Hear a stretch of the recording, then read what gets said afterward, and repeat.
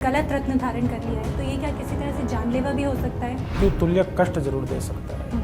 भूमि गर्भ से उत्पन्न है ये सब चीज़ें और इनका जिक्र हर शास्त्रों में है। माणिक्य मौली स्फुरद तारा अनायक शेखरा, तो वहाँ पे माता के मुकुट के अंदर माणिक को सुशोभित किया गया। माणिक जो है वो रत्नों का राजा है एक तरीके से, जैसे सूर्य राजा है नवग्रहों में, वैसे माणिक रत्नों में राजा है। बिल्कुल ही क्लीन है, उसमें कोई नेचुरल इनको नहीं दिख रहा है तो वो पन्ना नहीं है। रत्न का रत्ती से लेना और उसका शेप से लेना, ये मार्केट में प्रचलन बहुत ज़्यादा है इसका। एक गोमेद ऐसा रत्न है जो पूरे जीवन नहीं पहनता है कोई, मेरे एक्सपीरियंस में मैंने देखा है। नमस्कार दोस्तों, बहुत स्वागत है आपका माई ज्योतिष अमर उजाला के आज के हमारे नए पॉडकास्ट में। आज का जो हमारा ये पॉडकास्ट है ये बहुत ही खास रहने वाला है क्योंकि आज जिस टॉपिक पर हम बात करने जा रहे हैं उसे अक्सर ज्योतिष में ज्योतिषाचार्यों द्वारा सजेस्ट किया जाता है, कभी रेमेडीज़ के तौर पर, कभी ग्रहों के प्रभाव को बढ़ाने के लिए। ये जो टॉपिक है ये है रत्नों का, यानी कि रत्नों को कैसे पहनना चाहिए, कब पहनना चाहिए, रत्न आपके जीवन को कैसे प्रभावित करते हैं। और इन सारी चर्चाओं पर बात करने के लिए हमारे साथ मौजूद हैं ज्योतिषाचार्य प्रणव वर्मा जी। नमस्कार प्रणव जी। नमस्कार जी। प्रणव जी के बारे में अगर मैं बताऊं तो हालांकि बाय प्रोफेशन ये इंजीनियर रह चुके हैं, अपनी पढ़ाई इंजीनियरिंग में कर चुके हैं, लेकिन उसके बाद 5th जनरेशन बिजनेस जो है इनका जेम स्टोन्स में, वहाँ पर ये अब फुल टाइम बिजनेस कर रहे हैं। तो प्रणव जी, सबसे पहले मैं आपसे जानना चाहूँगी, क्योंकि हम रत्नों की बात कर रहे हैं, तो कौन से ग्रह के लिए कौन सा रत्न पहना जाता है, और जो ये रत्न है अगर कोई नहीं खरीद पा रहा है तो इनके उपरत्न क्या होते हैं? देखिए, बेसिकली क्या है, रत्न चीज़ों को एनहांस करने के लिए यूज़ करा जाता है ज्योतिष के अंदर। सबके अलग अलग ज्योतिषाचार्यों की कैलकुलेशंस होती हैं। जैसे बहुत छोटा सा एग्जांपल मैं देकर आपको समझाता हूँ। जैसे कि शनि के लिए बेसिकली हम इंद्रनील मतलब नीलम का उपयोग बेहतर समझते हैं, पर कभी कभार इंसान इतना आर्थिक स्थिति में नहीं होता अच्छा कि वो नीलम तक पहुँच पाए, तो वो क्या करता है, जैसे आयोलाइट, काइनाइट जैसे स्टोन्स होते हैं जिनको काका नीली भी कहते हैं हिंदी में, नॉर्मल लेमन लैंग्वेज में, तो वो उनकी तरफ जाने की कोशिश करता है। पर मेरा ऐसा मानना है कि कैलकुलेशंस के हिसाब से वो उनको प्रभावित करेगा या नहीं करेगा, ये बहुत एक ऐसा मुद्दा है जिसके ऊपर एक गूढ़ विषय से मतलब अध्ययन चाहिए इन चीज़ों का। इंसान जल्दी से आके इनको धारण कर लेता है कि मैं नीलम नहीं पहन पा रहा, ठीक है मैं काका नीली पहन सकता हूँ, ठीक। तो अब पुखराज की भी बात कर सकते हैं। जैसे पुखराज में भी जैसे उसका उपरत्न सिट्रीन है, जैसे सुनेला। सुनेला पुखराज किसके पहना जाता है? बृहस्पति का नग होता है वैसे, पर पुखराज में भी हमारे पास बहुत ज़्यादा एक वैरायटी रहती है। जैसे पुखराज सफ़ेद भी होता है, और क्या होता है जैसे कभी कभार वो नीला और पीला दोनों होता है। अच्छा। उसको लेमन लैंग्वेज में पीताम्बरी या नीलांबरी बोला जाता है। तो ये कब धारण करना है, किस धारण पर करना है, इसका बहुत ज़्यादा इफेक्ट है कि बिना अध्ययन के बिना धारण करेंगे ना, तो एक छोटा सा यही प्रश्न है कि क्या हमें ये नुकसान पहुंचा देंगे? 100% नुकसान पहुंचा सकते हैं। अच्छा। हेल्थ पे भी पहुंचा सकते हैं और वेल्थ पे भी पहुंचा सकते हैं। अच्छा जी। तो यानी कि सही रत्न अगर नहीं पहना है तो वो इंसान के लिए घातक भी हो सकता है। बिल्कुल बिल्कुल घातक हो सकता है। तो एग्जाम्पल के तौर पे मैं आपको एक बता सकता हूँ। जैसे मूंगा बड़ा ही नॉर्मल सा रत्न है, वो इजीली मिल जाता है।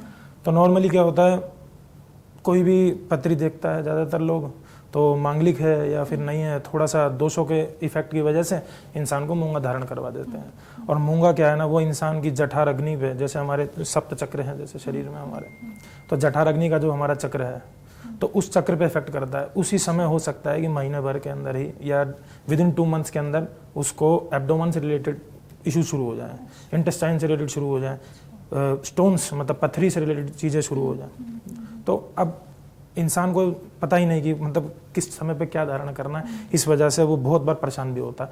और मोस्ट ऑफ द टाइम क्या होता है, ये कुछ नहीं करते नग, ये खराब है, इनसे कुछ नहीं होगा। तो मेडिसिन उससे ज़्यादा इंपॉर्टेंट है कि इंस्क्रिप्शन में किसने दी है मेडिसिन, ये भी बहुत इंपॉर्टेंट है। तो हम रत्नों की बात कर रहे हैं, और क्योंकि आपने बोला कि हेल्थ के लिए भी काफ़ी जो रत्न हैं ये नुकसान करते हैं, तो क्या ऐसा भी हो सकता है कि अगर गलत रत्न धारण कर लिया है तो ये क्या किसी तरह से जानलेवा भी हो सकता है? मतलब फाइनेंशियल लॉस हो रहा है या नुकसान हो रहा है, वो एक अलग चीज़ है। क्या रत्न जानलेवा भी होते हैं? नहीं, रत्न किसी की मृत्यु या जन्म पे अपना इफेक्ट नहीं कर सकते। अगर किसी का जन्म वो प्रारब्ध पे है सारा, तो वो तो रत्न मृत्यु कारण नहीं बन सकता, पर मृत्यु तुल्य कष्ट जरूर दे सकता है।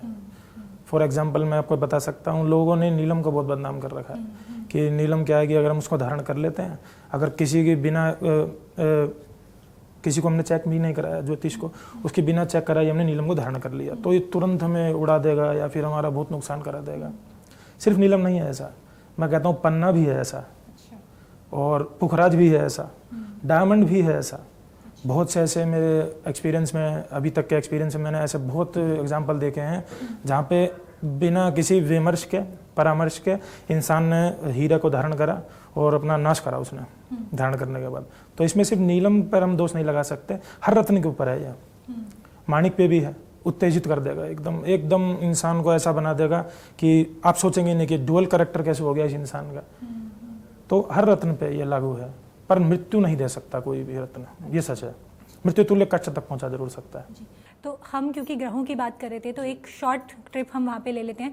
सूर्य के लिए कौन सा रत्न पहना जाता है? सूर्य के लिए ज़्यादातर माणिक का प्रयोग किया जाता है, क्योंकि ये रत्नों का राजा है। मैं आपको एक हल्का सा एक एग्जाम्पल भी दे देता हूँ।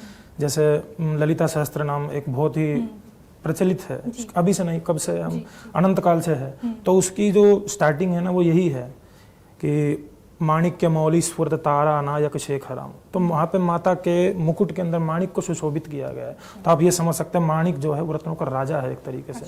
जैसे सूर्य राजा है नवग्रहों में, वैसे माणिक रत्नों में राजा है। उसको दे दिया है। जी, ठीक है। और माणिक के अगर ना माणिक के नहीं पहन सकता अगर इंसान, तो उस इंसान के लिए हम जैसे रोज क्वार्ट्ज भी होता है, ठीक है, और अपना रूबी लाइट होता है। और बेसिकली आजकल क्या है ना, जैमोलॉजी के अंदर जैसे हम बात करें जैमोलॉजी की, तो जैम्स के अंदर आजकल सिंथेटिक स्टोन्स भी चल रहे हैं, लैब ग्रोन भी चलता है। तो सिंथेटिक जैसे कहते हैं हीटेड हो सकता है, या ग्लास फील्ड रूबी, तो आजकल मार्केट में ये लोग चलते हैं। तो रूबी इतना कॉस्टली नहीं है मार्केट में।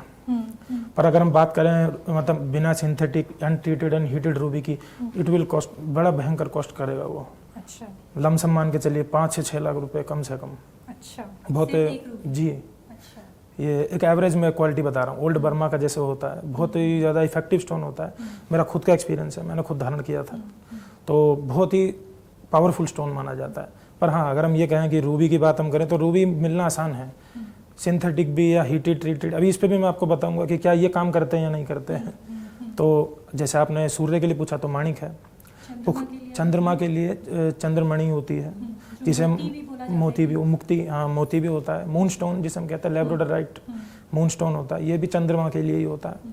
क्रिस्टल्स के लिए भी बहुत हैं, क्रिस्टल्स भी चलते हैं। शुक्र के लिए जैसे हम कहें कि स्फटिक होता है, हीरा भी शुक्र के लिए हम ले लेते हैं। पर हीरा एक बहुत अलग प्रकार से हम एक योग देख कर ही पहना सकते हैं। हर किसी को एकदम से हीरा नहीं पहना सकते। आजकल लैब ग्रोन डायमंड्स भी चल रहे हैं, मोजोनाइट्स भी आ गए हैं आजकल, और CVD भी चल रहे हैं। ज्वेलरी लग्जरी पर्पस के लिए ठीक है, पर अगर हम एस्ट्रोलॉजिकल पर्पस से देख रहे हैं तो कुछ खास इफेक्ट नहीं है इनका। और एक स्टोन जो बहुत शुक्र के लिए अच्छा है वो है ओपल। अच्छा। उसको हिंदी में तो मेरे ख्याल से हिमकुंद कहा जाता है। तो वो बहुत ही अच्छा स्टोन है, तो उसका इफेक्ट मैंने देखा है, अच्छा स्टोन माना जाए। और बाकी ग्रह के हिसाब से देखें तो मंगल के लिए हमारे लिए मूंगा रहता है, मूंगा ही है मंगल के लिए, और कोई नहीं है रत्न। और हमारा पन्ना हो गया हमारा बुध के लिए, पन्ने का जैसे सब्स्टिट्यूट चलता है, ग्रीन एवेंचुरिन चलता है मार्केट में, क्रिस्टल थेरेपी पे चलते हैं। और बाकी जो उपग्रह हैं राहु केतु, इनके लिए गोमेद और लहसुनिया चलता है मार्केट में। तो क्योंकि प्रणव जी आप खुद एक सर्टिफाइड जेमोलॉजिस्ट हैं, तो इसलिए मैं आपसे जानना चाहती हूँ कि कुंडली के, अगर मेरा कुंडली में मान लीजिए किसी जातक की कुंडली में कोई ग्रह नीच का है, उस इंसान को क्या रत्न पहनने चाहिए उस नीच ग्रह के लिए? जी, मैं आपको ये बताता हूँ। बहुत अच्छी बात आपने आज पूछी, क्योंकि ये बहुत ही ज़्यादा ऐसा टॉपिक है जो लोगों को कम समझ में आता है थोड़ा। तो मैं अपने पॉइंट ऑफ व्यू से एक बार इस पर विचार करने की कोशिश करता हूँ। असल में नीच ग्रह डिपेंड करता है कि क्या वो, अभी थोड़ी सी एस्ट्रोलॉजिकल टर्म्स में बोलूँगा, क्या नीच ग्रह त्रिषडाय भावों से कुछ से रिलेशन रखता है या उस पर किसी पाप ग्रह की दृष्टि है, तब तो उसको रत्न पहनाने का कोई फायदा नहीं है।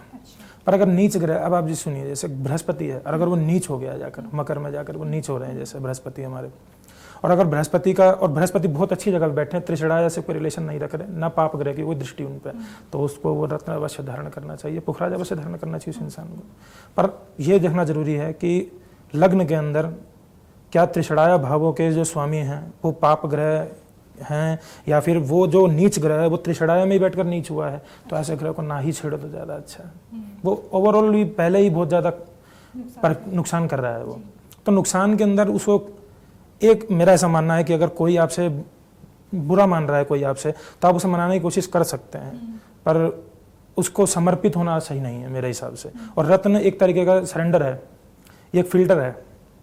रत्न पहनना मतलब उनकी एनर्जीज को फिल्टर कर देना है। इसीलिए मेरा एक ये मानना है कि रत्न जब भी आप पहने वो साफ जरूर पहने, अंदर जितने इंक्लूजन्स कम हो वो ज़्यादा अच्छा है, और उसी हिसाब से उसकी रेट बढ़ जाता है। इसमें एक चीज़ मैं आपसे जानना चाहूँगी, क्योंकि हम रत्नों की ही बात कर रहे हैं, तो और बहुत बार ये देखा जाता है कि रत्न जो हैं वो अलग अलग शेप्स में आते हैं या उनके साइजेस अलग अलग होते हैं कि इतने रत्ती का पहनना है। ये कैसे डिसाइड किया जा सकता है कि कितनी रत्ती का रत्न पहनना चाहिए और किस शेप में पहनना चाहिए? मैम असल में क्या है, मैं आपको एक बात समझाता हूँ। रत्न का रत्ती से लेना और उसका शेप से लेना, ये मार्केट में प्रचलन बहुत ज़्यादा है इसका, पर मैं आपको बताता हूँ एज अ अपना लाइफ का एक्सपीरियंस मैं आपको बता सकता हूँ, इसका कोई लेना देना नहीं है। अगर इंसान, फॉर एग्जांपल मैं आपको बताता हूँ, जैसे इंसान का वेट अगर 90 kg है, तो नॉर्मली लेमन लैंग्वेज में उसे कोई बोलेगा कि भाई आपको 9 रत्ती का ही धारण करना है। जैसे एग्जांपल 9 रत्ती का पुखराज धारण करना है। अब वो 9 रत्ती का पुखराज लेकर आया, और वो ले आया, जैसे कि मान लीजिए कहीं से ले आया 9 रत्ती का पुखराज, और उसमें इंक्लूजन्स बहुत हैं, इंक्लूजन्स भी हैं, क्रिस्टल्स भी हैं, और मतलब साफ सुथरा पीस में उसे नहीं मान रहा, पर वो 9 रत्ती का है, तो उसने एक गाइडलाइन तो पूरी कर ली अपनी, पर बाकी जो जिस बेसिस पे रत्न को काम करना था वो एक भी गाइडलाइन पूरी नहीं हुई। तो इससे अच्छा था वो 9 रत्ती की नहीं 4 रत्ती का ही रत्न लाता, साफ लाता, अच्छा लाता, अच्छे कट का लाता, वो उसको 101% इफेक्ट करता। अब ये इफेक्ट करेगा नहीं तो रत्नों से उसका विश्वास उठ जाएगा कि मेरे को तो ठगा, मेरे लिए तो काम ही नहीं किया, न काम ही नहीं करता, हो ही नहीं सकता। भूमि गर्भ से उत्पन्न है ये सब चीज़ें, और इनका जिक्र हर शास्त्रों में है, हर जगह है। आप अगर कहीं भी शास्त्रों का अध्ययन करें तो हर जगह आपको रत्नों का मिलना ही मिलना है। समुद्र मंथन से उत्पन्न है ये सब। तो रत्ती का ऐसा कोई खास इफेक्ट नहीं पड़ता इंसान। तो हम ये कह सकते हैं कि रत्न जो है वो ग्रहों के प्रभाव को कम या ज़्यादा करते हैं ना। मैं ये भी बताता हूँ आपको, असल में क्या है, रत्न जो हैं वो ग्रहों के चाल पे, ग्रहों के प्रभाव पे इफेक्ट ये इस प्रकार नहीं करेगा कि मतलब ग्रह की पावर बढ़ा देगा। जैसे एक बहुत छोटी सी लैंग्वेज में लोग बोल देते हैं कि ग्रह की पावर इंक्रीज कर, नहीं इंक्रीज कर सकता ग्रह की पावर वो। अगर एग्जाम्पल के तौर पे बुध अगर 7 डिग्री का है तो उसको 14 डिग्री का नहीं कर देगा रत्न, वो 7 डिग्री का ही करेगा, बट फाइन कर देगा उसको। एग्जाम्पल 7 डिग्री का जो बुध है हमारा, वो हमें क्या रिजल्ट देना चाहता है, तो उस रिजल्ट को फाइन कर देगा वो। इट्स अ सीव एनालिसिस, छलनी है एक तरीके की। अगर छलनी जितनी गंदी होगी उतना ही फ्लो कम आएगा, और अगर छलनी साफ हो जाए तो फ्लो ज़्यादा रहेगा। तो बुध के जो प्रभाव से रिजल्ट जो मुझे मिलने थे, 7 डिग्री के बुध के प्रभाव से जो रिजल्ट मुझे मिलने थे, उनमें एक कंसिस्टेंसी ला देगा रत्न पन्ना। एग्जाम्पल के तौर पे उनके प्रभाव को इंक्रीज करना ही, आप इसको कह सकते हैं कि हाँ प्रभाव इंक्रीज हो गया, हाँ कंसिस्टेंसी आपने उनकी बढ़ा दी, ठीक है। पर क्या हम उनकी पावर नहीं बढ़ा सकते हम किसी, वो ग्रह वो हमारे जन्म पे निर्धारित है। ग्रह अगर हमारा 2 डिग्री का 2 डिग्री का ही रहेगा।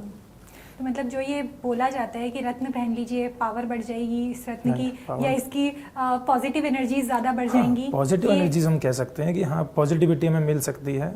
अगर किसी ने अध्ययन करके सही से किसी ने रत्न धारण किया है तो पॉजिटिविटी 100% मिल जाएगी, और उसको लाइफ में एक्सपीरियंस दिख जाएंगे उस रत्न के। पर अब बिना विमर्श के या फिर इंसान ये सोचे कि नहीं मेरी पावर, ग्रह की पावर इंक्रीज हो जाएगी, ऐसा नहीं है। ग्रह पावर इंक्रीज नहीं हो सकती। तो प्रणव जी एक चीज़ आप मुझे बताइए, क्योंकि आप तो सर्टिफाइड जेमोलॉजिस्ट हैं, तो आप बता सकते हैं पूरा लैब टेस्ट करके कि ये रत्न सही है, ये रत्न सही नहीं है। बट एक आम लेमैन के हिसाब से मैं बात करूं, एक यूज़र के हिसाब से बात करूं कि उसने एक रत्न खरीदा है, वो कैसे कुछ छोटी मोटी ऐसी चीज़ें जिनसे पता कर सकता है कि रत्न सही है? देखिए बेसिकली जब भी जैम स्टोन की रिपोर्ट बनती है तो उसमें एक बहुत सिंपल लाइन होती है, लेमन लैंग्वेज में भी इंसान समझ सकता है, वो होती है नेचुरल इंक्लूजन फाउंड।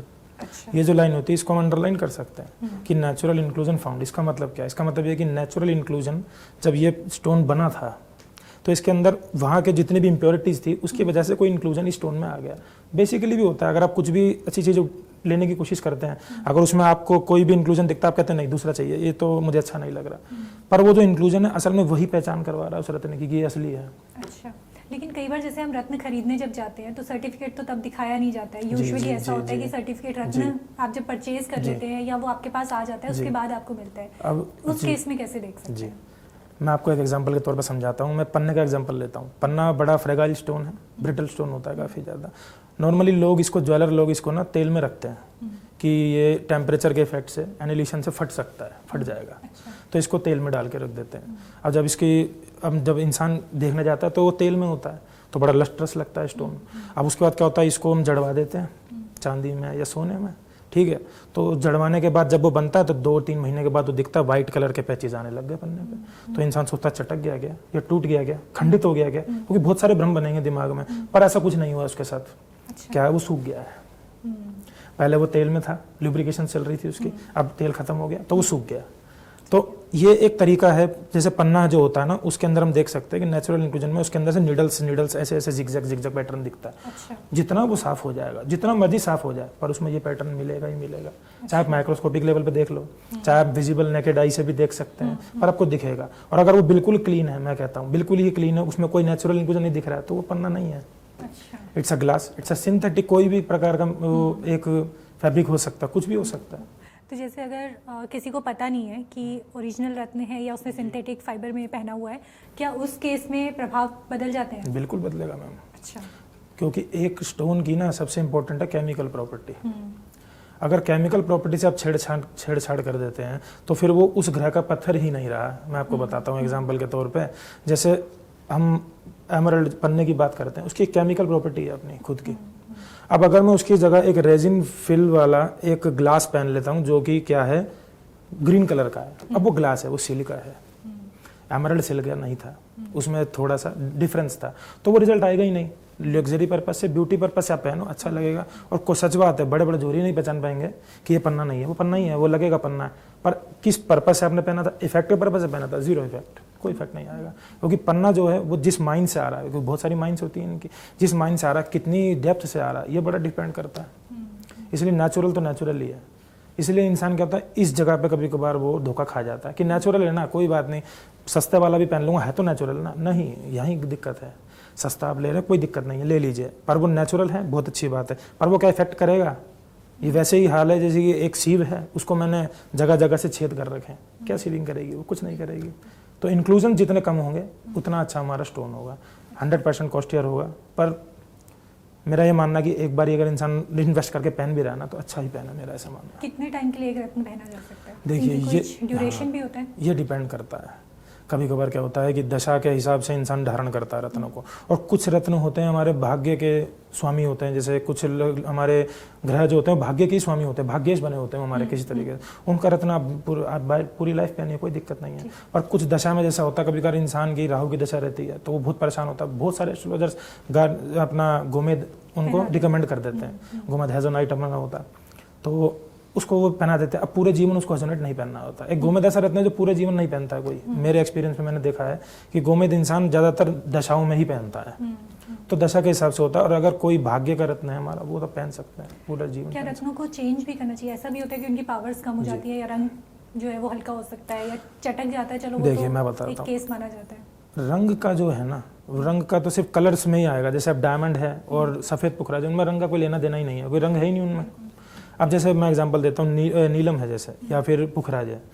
लोगों की एक बड़ी एक क्वेश्चन रहता है कि यार समय के साथ इनका रत्न, इनका रंग उड़ जाता है, तो रंग इस वजह से उड़ रहा है उनका। मैं बताता हूँ, नॉर्मल डेली लाइफ में भी जब हम बहुत सारे व्यवस्थित काम करते हैं तो हमारे हाथ बहुत जगहों पे लगते हैं, और नेचर के हिसाब से भी एब्रेशन आता है उसके अंदर। एब्रेशन की वजह से उसका रंग डाउन हो जाता है, पर अगर उसे आप दोबारा एक बार बफ करवा देंगे तो दोबारा वैसा ही चमक जाता है। बहुत बार ऐसा होता है, अगर वो नेचुरल है तो। और अगर वो ट्रीटेड या हीटेड है तो हीटेड का तो रंग उड़ जाना है एक समय बाद, तो वो आपको ऐसा लगेगा कि मैंने क्या लिया था, ये क्या हो गया। पर क्या वो पुखराज है? हाँ, वो भी पुखराज है। अच्छा। पर वो ट्रीटेड है, क्या वो काम करेगा? कर देगा, लेकिन ओरिजिनल से कम कर। क्यों? ऐसा क्यों है? क्योंकि उसमें छेड़छाड़ है, उसमें हमारी मैन की एक प्रोसेस हमारी चली गई है, उसमें हमारा हाथ, उसमें हस्तक्षेप हमारा हो चुका है। पर अगर ऐसा नहीं होता, नेचुरली होता, तो वो अलग ही चीज़ है वो, इसलिए वो कॉस्टियर है, नेचुरल। तो प्रणव जी, आज अपने रत्नों को लेकर जो हमें छोटी छोटी चीज़ें बताई हैं, आई एम श्योर अब एक बेसिक लेवल पे लोग इसको खुद से समझ पाएंगे कि कैसे वो रत्नों की पहचान करें और कौन सा रत्न उनको पहनना चाहिए या कब पहनना चाहिए। सिर्फ ऐसा नहीं कि किसी ने बोल दिया या दशाएं देख ली कि ये दशा है, ये पहन लेना चाहिए। भाग्य रत्न है तो उसको आप लाइफ लॉन्ग पहन सकते हैं, दशाओं के हिसाब से है तो सिर्फ दशाओं के हिसाब से पहने। एक आखिरी चीज़ जो आप दर्शकों के लिए कहना चाहें। दर्शकों से मेरी एक यही अपील है कि रत्न जो है ये विज्ञान का ही एक पार्ट है। रत्न विज्ञान आज से नहीं, बहुत समय से ही इस पे ऋषि, महर्षि, मुनिया जितने भी हैं सब अपना संशोधन करते रहते हैं। रत्न जो हैं, रत्न इंसान के जीवन को बदल नहीं सकते। मैं सब बताता हूँ, रत्न इंसान का जीवन बदल नहीं सकते, पर हाँ सिंपल जरूर कर सकते हैं। अगर कोई किसी चीज़ से पीड़ित है तो अगर वो उस अपने भाग्य के रत्न को धारण कर लेता है, या फिर भाग्य के नहीं उस दशा के हिसाब से रत्न धारण कर लेता है, तो उसको एक रेजिस्टिंग फोर्स जैसे हम कह सकते हैं, उसको मिल जाती है कि वो उस टाइम पीरियड को आराम से स्मूथली निकाल सकता है। तो रत्नों का यही काम है। रत्न काम करते हैं, तो उसका उत्तर तो यही है कि जी 100% काम करते हैं जी। और अगर आप अपने लिए रत्न खरीदना चाहते हैं या आप अपने रत्नों को टेस्ट करवाना चाहते हैं तो कैप्शन में, डिस्क्रिप्शन पे हमने श्री कृपा जेम्स का लिंक दिया है, आप वहाँ से पता कर सकते हैं, अपने रत्नों को टेस्ट करवा सकते हैं। और अगर कोई नया रत्न खरीदना चाहते हैं या किसी रत्न पे जानकारी लेना चाहते हैं तो भी आप वहाँ जा सकते हैं। अगर आप ज्योतिष से जुड़ी अधिक जानकारी प्राप्त करना चाहते हैं तो डाउनलोड करें माई ज्योतिष ऐप। एस्ट्रोलॉजी से जुड़ी लेटेस्ट जानकारी के लिए फॉलो करें माई ज्योतिष का फेसबुक और इंस्टाग्राम पेज।